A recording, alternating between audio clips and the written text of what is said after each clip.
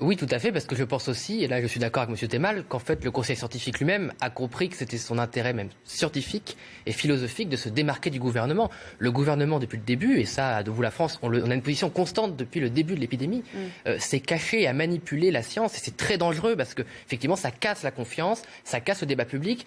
Or, les Français qui sont un peuple rationnel, nous sommes l'un des grands pays de la science, le pays de Pasteur, le pays de Descartes, la science c'est le débat, un débat rationnel, c'est pas un problème d'être en désaccord, c'est qu'il faut être, j'ai envie de dire, d'accord sur le désaccord. Or, le gouvernement fait tout à l'envers depuis le début. Il aurait fallu, comme nous le proposions, mettre un maximum de précautions, notamment sur le masque, au début de l'épidémie, quand nous savions très peu de choses. Et paradoxalement, c'est quand nous savions... Pas de masque.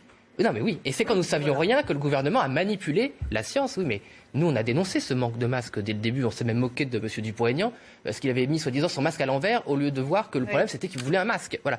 Donc le gouvernement a menti et aujourd'hui il est dans l'excès inverse. Je pense aussi, et je ne veux pas faire de polémique, mais c'est ce que je pense, qu'en fait le gouvernement aujourd'hui a peur des suites judiciaires, puisque vous savez que les mensonges et l'impréparation du gouvernement l'a exposé à des suites judiciaires, et qu'aujourd'hui, moi j'ai l'impression qu'il met la France en danger en surréagissant, en mettant l'économie en danger, parce qu'il a peur de revivre les menaces judiciaires qu'il a subies au printemps et qui sont très graves pour un certain nombre du gouvernement. Avec des procès... Absolument. De vraies menaces. Des commissions. On passera à autre chose après. Très court. Il y a aussi, avant d'annoncer de nouvelles mesures, il faut que le gouvernement change de braquet sur l'organisation de mesures actuelles. Je pense aux tests. Nous, on a toujours demandé le dépistage massif dès que l'OMS l'a demandé. Mais là, aujourd'hui, c'est organisé n'importe comment. Je veux dire, les Français, on peut annoncer 1 million de tests. Si vous faites des tests et qu'il faut 5 jours pour avoir le résultat, vous n'êtes plus contagieux au moment où vous avez le résultat. Donc ça ne sert à rien de dépenser 300 millions d'euros. Ouais. Il faut absolument réorganiser concrètement ces tests. Bah oui, mais ils ne le font pas. Avant d'avancer n'importe quoi, là on dépense 300 millions d'euros par mois. Et ça ne sert à rien. Et donc, ça fait partie des recommandations. Mais tout simplement parce que la société française, et France ça veut dire libre, a une réticence, j'ai envie de dire saine et démocratique, à un contrôle excessif des vies individuelles pour une raison simple, c'est que depuis le début de l'épidémie, et je crois que c'est là le sujet politique, vraiment politique et sans polémique, c'est que le gouvernement refuse d'endosser la responsabilité de s'être trompé et veut transmettre la responsabilité ici aux Français, ici aux élus locaux aussi, voire aux médecins, qu'ils ont aussi abandonné, notamment les médecins de ville.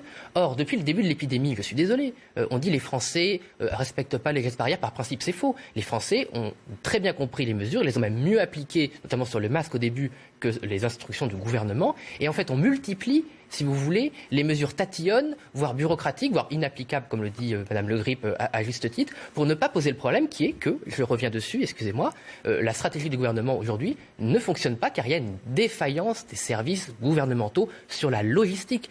Qu'est-ce qui a marché en Corée ou en Taïwan ou même en Chine? C'est que l'État, ou en Suisse, en Allemagne, il y a un État avec des... un exemple. La Chine, oui, la Chine, je fais un peu Et la Corée, c'était très bon. Regardez Taïwan, c'est très intéressant. Regardez Taïwan. Je peux juste finir ma phrase. C'est juste pour finir ma phrase parce que bon, même la Chine, qui le fait fort rarement, mais là c'est juste factuel. Sur la logistique, il y a des services de l'État, même quand c'est un État malheureusement dictatorial, qui appliquent des mesures et qui, a une réalité sur le terrain. Aujourd'hui, on a un gouvernement qui s'agite, qui dit il n'y a qu'à Faucon et il n'y a pas de suivi concret de ce qui se passe sur le terrain. Donc ça ne sert à rien en France, c'est l'incantation de la parole en permanence, la culpabilisation des Français et des élus locaux, et ça ne suit pas, on fait du chiffre, on dépense de l'argent et il ne se passe rien. Et encore, Très simple, c'est qu'en fait le débat politique qu'on doit avoir dans cette rentrée, à mes yeux, c'est aussi il faut qu'on apprenne à vivre avec le virus. Et en fait, le paradoxe qu'on a en ce moment, c'est que le gouvernement est toujours dans une volonté excessive de surcontrôle, avec des mesures extrêmement tatillonnes, des protocoles très lourds qui en fait sont inapplicables ou amènent à des situations humainement impossibles à tenir, qui ne sont pas justifiées pour des raisons sanitaires, car le risque qui est exposé pour les enfants, par exemple, est quasi nul. Mais par contre, le risque de les déscolariser est énorme. Donc on a un surcontrôle d'un côté et en fait une faillite du contrôle effectif. Donc les Français ne comprennent plus rien, le gouvernement panique parce qu'il voit bien que ce qu'il annonce n'est jamais réalisé. Et au final, c'est les Français et la France qui va souffrir. Donc il faut maintenant changer de braquet et dire comment on vit avec le virus, avec un maximum de précautions, notamment pour les personnes fragiles. La vidéo floutée, ça paraît essentiel. Les forces de l'ordre, ce sont des pères de famille, des mères de famille, ils font leur métier. Ils n'ont pas à être jetés sur la voie publique. Je veux dire, on en parle très peu, même si on en parle de plus en plus. Beaucoup de policiers, de policières, de gendarmes doivent déménager, quitter leur ville. Leurs enfants sont parfois menacés, n'osent pas être fiers de leurs parents, et pourtant ils le devraient, qui se battent pour la France. Donc il faut protéger la vie privée des agents de l'État, comme tous les agents de l'État. Imagine-t-on demain, peut-être, des parents mécontents d'une note de prof qui débarquerait dans la salle avec une vidéo qui filmerait le prof et qui jetterait en la pâture. Voilà. Donc il faut mettre une limite à ça immédiatement. Par ailleurs, sur la situation des policiers en France, la réalité, c'est que c'est surtout les policiers et les gendarmes qui sont exposés à des violences énormes. C'est la profession qui a un taux de suicide absolument intolérable. Que fait-on contre ça? Rien du tout, malheureusement. Donc moi, j'aimerais pas qu'on inverse tout. Alors la caméra, tout ça, ça a l'air très sympathique, mais moi, je veux pas non plus qui accepterait toute la journée, toute sa vie, d'être filmé dans l'exercice de sa profession. Ça mettrait aussi à... C'est pas ce qu'est la demande. C'est l'heure des interventions. Oui, mais d'accord, dans l'élément... Allez jusqu'au bout, parce que c'est les interventions. Très bien, vous pouvez accepter. C'est déjà le cas dans les manifestations, ceci dit. Peut-être, mais juste, excusez-moi. Les policiers du maintien de l'ordre, c'est tout à fait vrai. Excusez-moi, les policiers, les gendarmes, personne n'est parfait et est un être humain, est une femme dans le cœur de l'action. C'est pas facile. C'est facile ici, on est bien, tranquille. De dire moi en manifestation j'aurais fait ci, j'interpelle un caïd de la drogue, j'aurais fait ça. Non, moi j'en ai ras-le-bol. Franchement, moi je sais pas ce que c'est d'être policier, je sais pas ce que c'est d'être gendarme. La peur, c'est facile de juger la peur au ventre. Voilà. Non mais excusez-moi, moi il y a un moment, peut-être qu'effectivement parfois les gendarmes pourront pas le mot qu'il faut, machin. Donc on va quoi? En une vidéo on va dire oui vous avez dit ce mot-là, peut-être qu'ils auront dit un mot qu'il faut pas dire. Mais ça c'est la réalité, c'est la vie. C'est quand vous exposez votre vie tous les jours. Oui parfois c'est pas parfait, mais ils font le maximum. Ils font le maximum. Ils n'ont pas un devoir d'exemplarité. Et donc, il faut avoir de l'humanité. Il faut avoir de l'humanité. Il faut être de leur côté. Et quand il y a exceptionnellement des actes, il y a la justice, monsieur. Il y a exceptionnellement des actes.